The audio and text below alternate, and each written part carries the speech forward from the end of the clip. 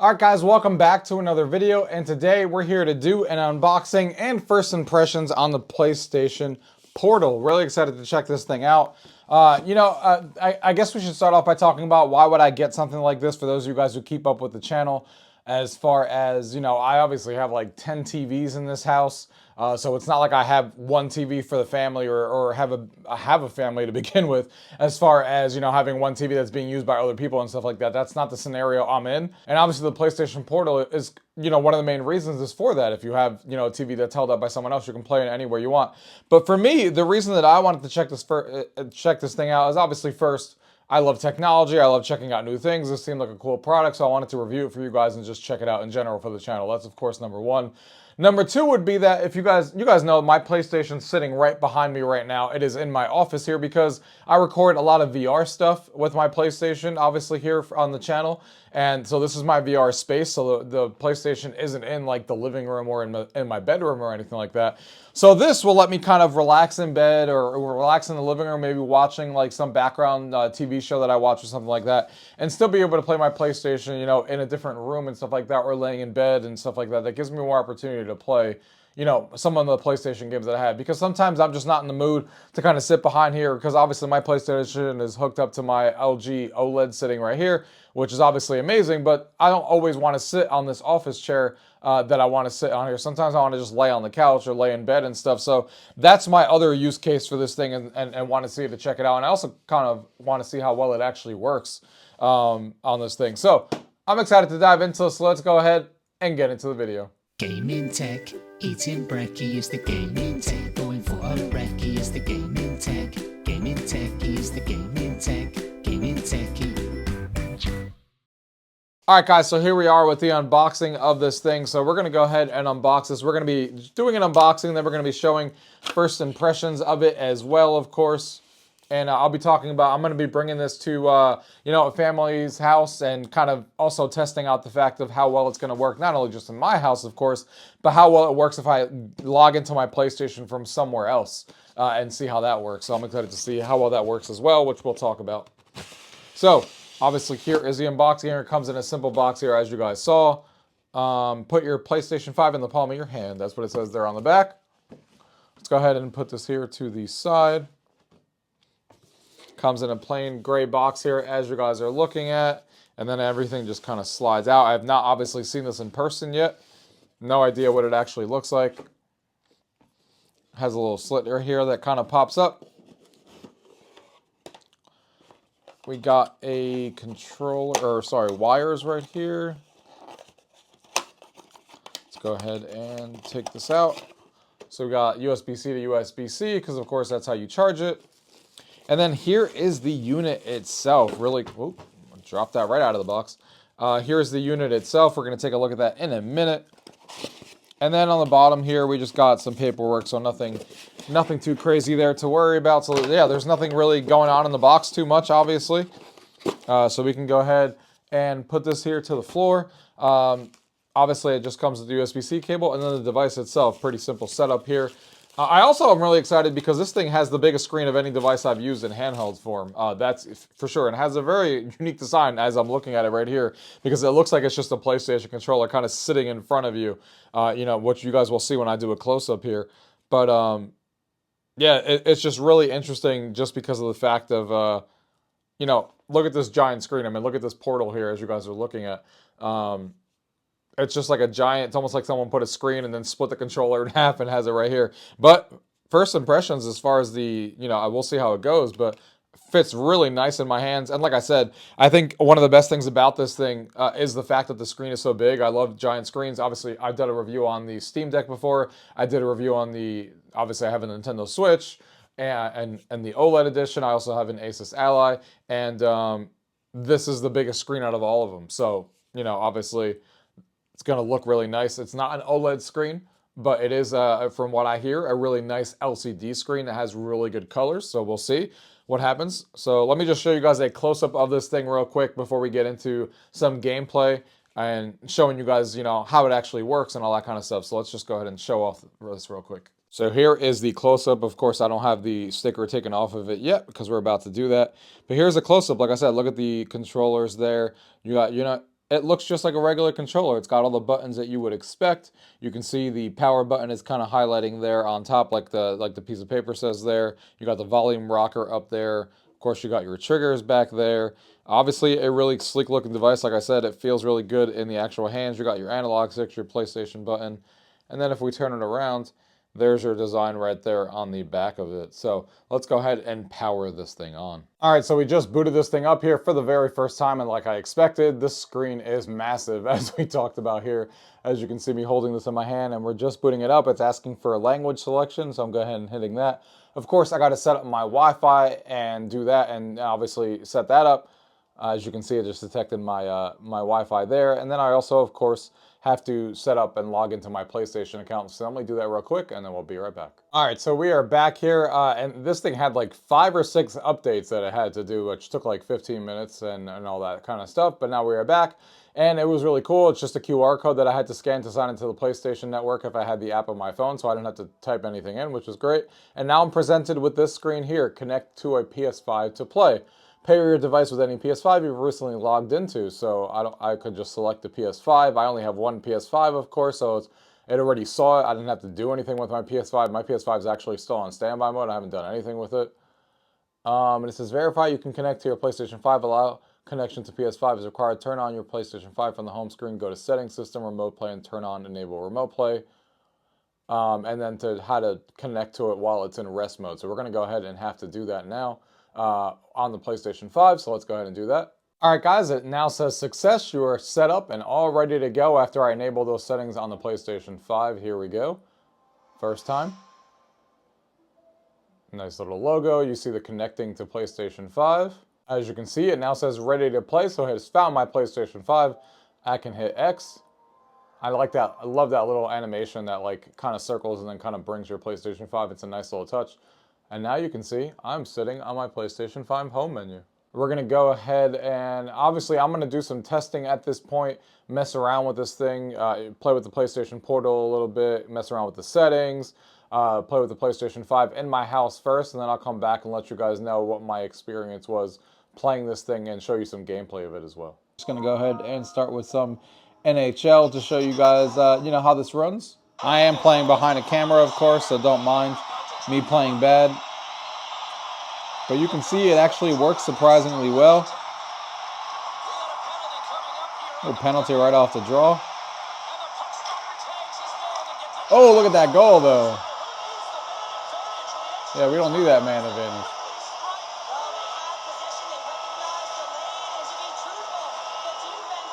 You can see how that's all working. You would never even know you're not playing natively on the PlayStation right now with how well this is working currently.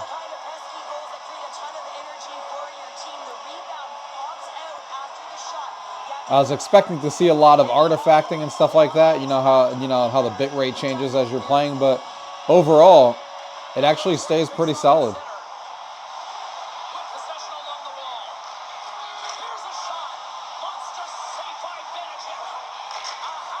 Oh, wow, and they just scored right back. It's hard to play when you're behind a camera here, trying to see exactly what's going on.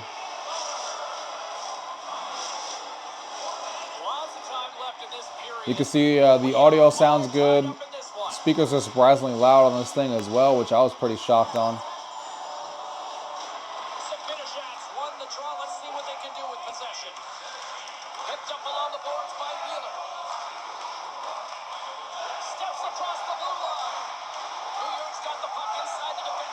But yeah, you can see NHL.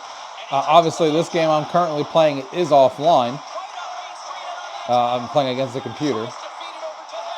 Ooh, he's going to get rocked.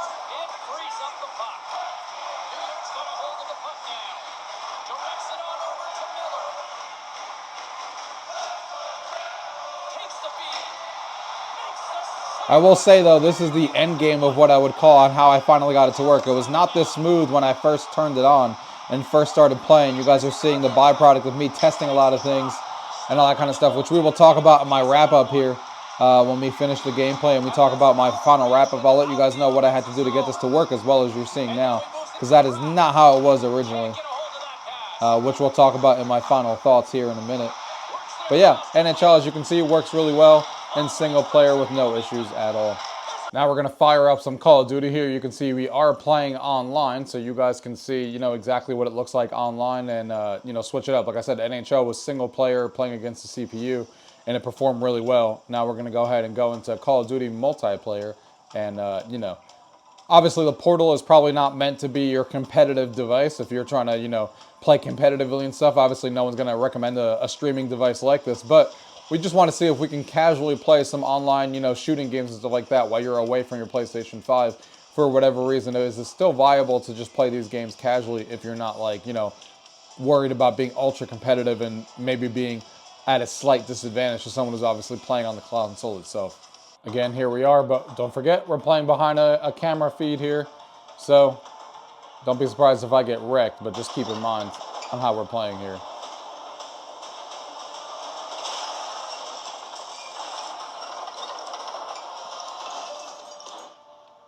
Team deathmatch.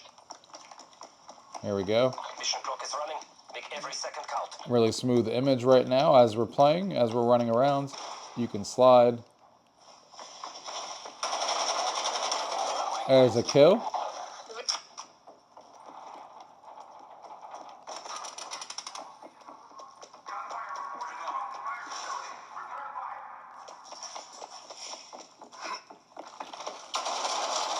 There's another. So you can see, you can get some kills. Combat bow ready.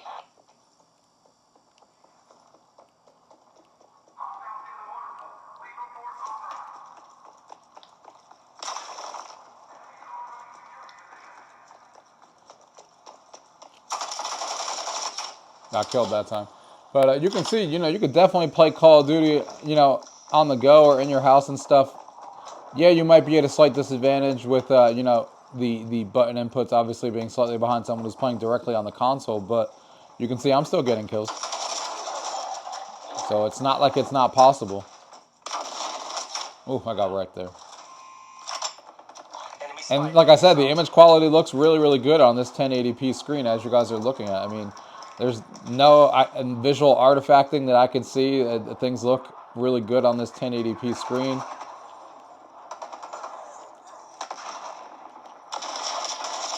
Ooh, almost got him too.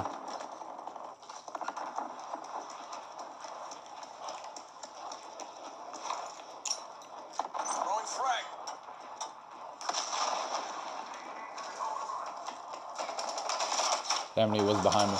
But yeah, you guys get the idea. Both of these games, you saw a single player game and a multiplayer game. No issues at all while you're seeing here. But there is a lot to talk about, to be honest. Because this wasn't as simple as you may seem. This took me a long time to get working this way. And I have some surprising results on how I actually, you know, experience remote play, playing at my two families' houses, and how that experience was. Because right now what you're seeing here is obviously me playing at home. Both of these games are me playing right in the same room that my PlayStation 5 is in. So I do have some thoughts on how it worked when I went, you know, to my family's house and stuff like that, which we're definitely going to get into here in a minute. But yeah, let's go ahead and get into my final thoughts on everything here and show you guys and tell you guys how I got to this experience. All right, guys, so let's get into my final thoughts on this, because there's definitely some stuff to talk about with the PlayStation Portal, you know, with my testing on this. Like I said, I brought it to my family's house, two family houses actually, and also tried it at home, of course. The gameplay footage that you guys just saw was my final, it was in my home, but it was my final results of finally getting things working the way I expected it to work, like you guys saw in the video. So let's start off with my first experience. So I took this out of the box, obviously, as you guys saw, and I started playing it at home. And every 30 seconds to 2 minutes in that time frame, it would hitch. And it would either hitch where it was only like a second or two of hitch, which wasn't a big deal, but it was pretty frequent. Or it would also, or it would actually like skip a bunch of frames where I was like 5 seconds delayed and then it caught up 5 seconds later, which obviously for any game, that's not going to be a great experience, no matter if you're playing a single player game or a multiplayer game. If it's going 10 frames ahead while you thought you were 10 frames back, that's obviously not going to lead to a good experience. So I was wondering, because obviously I have, for reference, I have a gig up and a gig down as far as internet. So I have really high speeds here. I have an Asus router. It's the 11,000 series, the one that came out a couple years ago, that has 6 gigahertz Wi-Fi and all the latest technology and stuff like that on there. Obviously, The PlayStation Portal unfortunately doesn't support 6E Wi-Fi, which would have solved a lot of people's issues, especially for those people who have those routers. But unfortunately, for God knows what reason, they made a streaming device without 6 gigahertz Wi-Fi. So that's or 6E Wi-Fi, which is definitely my #1 complaint on this thing. Because I was connected to my 5 gigahertz Wi-Fi because that's what this thing supports. I tried it. My router's downstairs. I tried playing right next to it, and it would still have the exact same behavior, whether I was upstairs here or downstairs. So it definitely wasn't a great experience. But I was like, you know what? It was Christmas season, Christmas time, so I knew I was going to my family's house. Let's just see how it performs there. My PlayStation 5 is hooked up directly to the internet with a cable downstairs to the router, so that wasn't an issue either. So I was like, I don't know what is going on, but I have to go. I had things to do. Let me try to my family's house. So I went to my aunt's house first. And I was really, really surprised. This is a completely different experience. And I was doing remote play. I was like, what the hell is going on? It didn't barely, I don't even know if it hitched at all. It definitely didn't do that 5 or 6 seconds of lag that I was talking about, that frame skip.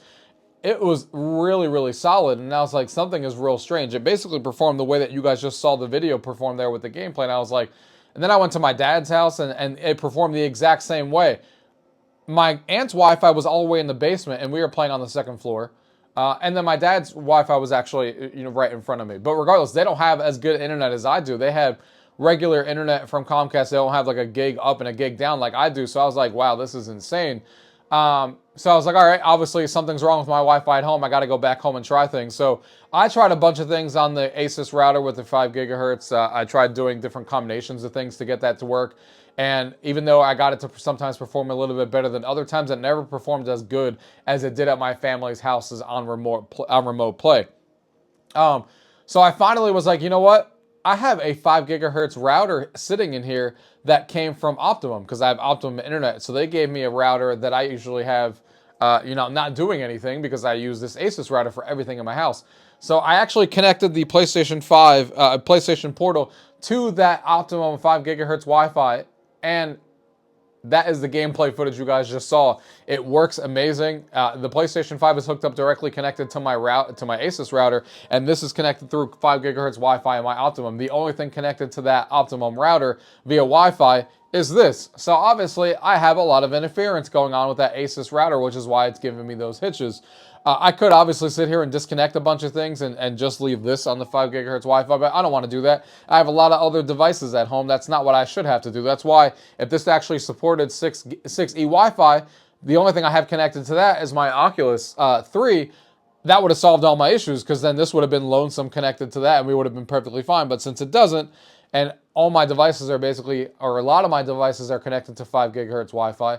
That's where a lot of the issues were coming about because there's a lot of interference. I have, like I said, a lot of smart devices in the house. I have a lot of just things that are connected all the time that are not even, because a lot of the smart devices are always running all the time.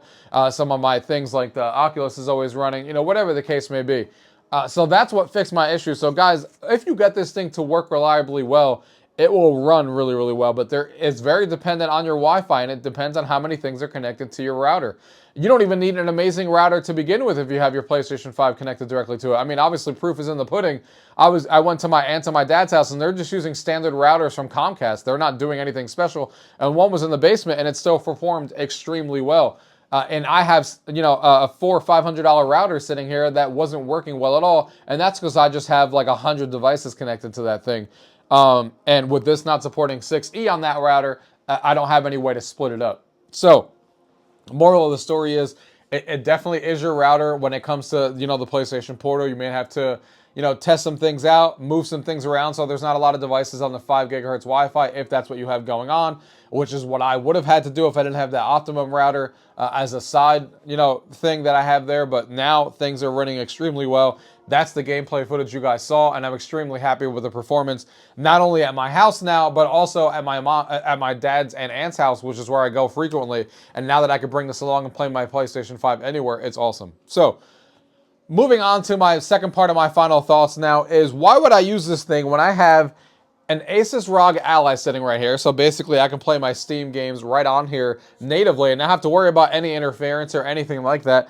And then I also have a Nintendo Switch, right next to me as well, the OLED edition. So first of all, let's talk about some of the things that I like better on the PlayStation Portal that this can't replicate. First of all, this is a Steam device. So obviously, if the exclusives on the PlayStation 5 aren't on here, I can't play them on here. But let's just go with the fact that they are. Let's say that I'm playing Spider-Man on both. Why would I choose the PlayStation 5 remote play device if I could just play it natively on here? Well, first of all, on the Ally, even though it does have a 1080p screen, on majority of games, you're not going to be able to crank the settings to full high and get, 60 FPS, a really good performance, because obviously you're running it at 1080p at ultra high. It's not really going to work well for a lot of games out there. On the PlayStation 5, it's going to be running at full 1080p, and you're going to get higher fidelity graphics than you would on the Asus ROG Ally, because it's going to be running, the games obviously at a PlayStation 5 performance level, which is obviously higher performance than a Asus ROG Ally would be. That's number one. Number two is the screen size. Obviously, the Asus ROG Ally has a really good screen as well. I believe it's a 7-inch screen, but this has an 8-inch screen. And even though neither one of these have OLED screens, the PlayStation Ally, the PlayStation device here definitely has a bigger screen and a nicer looking screen. Whatever screen they're using on here, even though it's not a OLED screen, has really sharp colors, really nice looking contrast and all that kind of stuff. And I'm super impressed with the actual screen itself. And also the speakers are louder than the Asus Ally as well. It performs really well.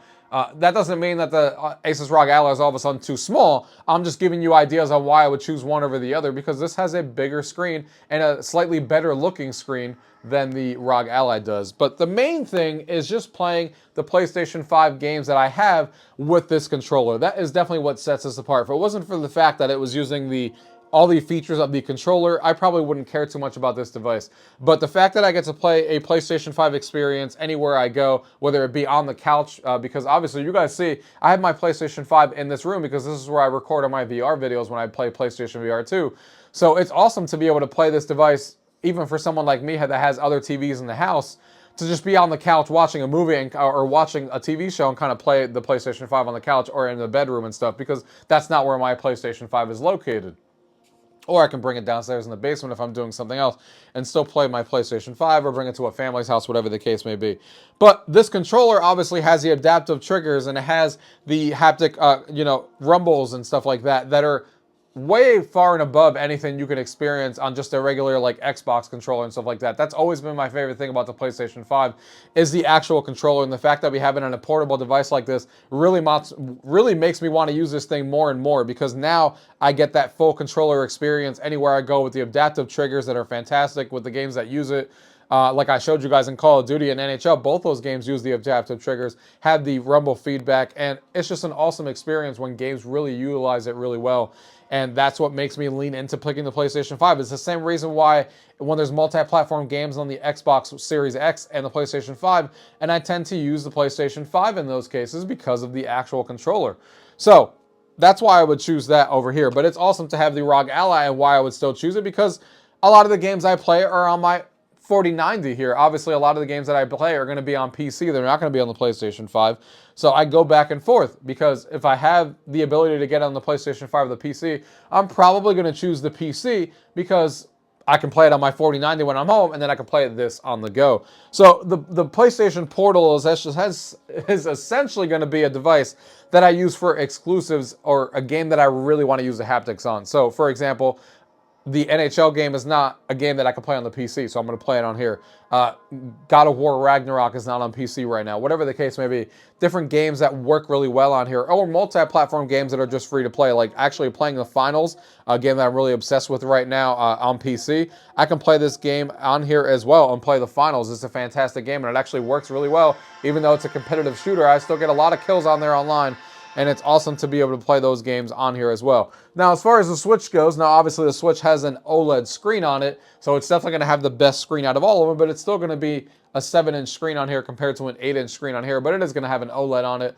But again, my Switch has always been all about the exclusives, so I only play Nintendo Switch exclusives on my OLED Nintendo Switch, because a lot of the indie games that they release on there are things that aren't exclusive. I'm going to play it on PC in that case, or the Xbox or the PlayStation 5. So for me, to wrap up my thoughts, 8-inch screen, which is awesome. The screen is really nice on it, even though it's not an OLED. The controllers and stuff really is what sets it apart to be able to have the controller experience anywhere I go. This is going to be my dedicated device to be able to play anything on the PlayStation 5 that I play already, whether it be at home or out at a family's house and stuff like that, especially for games that are exclusive to the PlayStation 5 that I can't play anywhere else. My Asus ROG Ally will continue to be a device that I play my Steam library on the go, not when I'm home. This is not a device I'll ever pick up at home, unlike the PlayStation Remote Play right here that I will play when I'm home sometimes if I want to just play the PlayStation 5 somewhere else. But this device, I usually tend to choose when I'm outside the home because if I'm home, I'm going to be playing my PC games right here in this room. And then obviously the Switch will be for anything Nintendo exclusive. So I think they all have a reason to coexist in my life, even though having 3 handhelds is kind of insane. But they all definitely serve a purpose, and I'm happy to have all 3 and use them for a variety of reasons like I just talked about here. But you guys will have to decide for yourselves if it's worth it, especially if you have other handhelds. I told you guys all my pros and cons on here. My biggest con, obviously, is the fact that it doesn't have 6E Wi-Fi, which would alleviate a lot of issues that people are having, especially when you have a lot of devices connected to your 5 gigahertz Wi-Fi like I did. And if they had that, that would have solved a lot of issues. But that's really my only negative with this device, except for the fact that, of course, this is something that you're going to have to stream. You're going to have to rely on good internet, but that goes without saying. That's what this device is. So you're not going to put it as a con when that's exactly what this device is built for. But as far as the pros, I mean, the controllers are amazing. The haptics are amazing, just like they are on the PlayStation 5 controller. The screen's really nice. A gigantic 8-inch screen, the biggest screen I have on any portable device.